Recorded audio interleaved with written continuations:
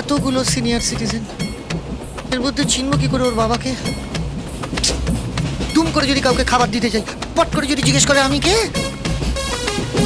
হে রামকৃষ্ণ, ব্রেনের ওপর এত চাপ পড়লে কাল আমি ইন্টারভিউ দেবো কি করে?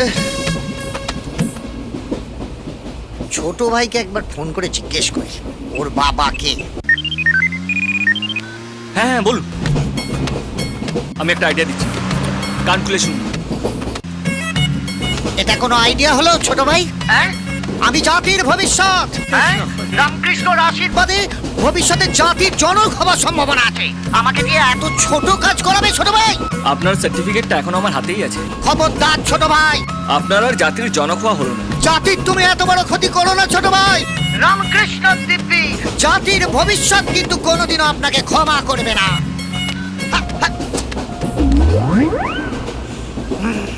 রুটি আন্ডা কারি, রুটি আন্ডা কারি। একটা খাবার দিন না। ও এই নিন, হ্যাঁ 40 টাকা দিন। এ বাবা, আমার কাছে তো 10 টাকা খুচরো হবে না।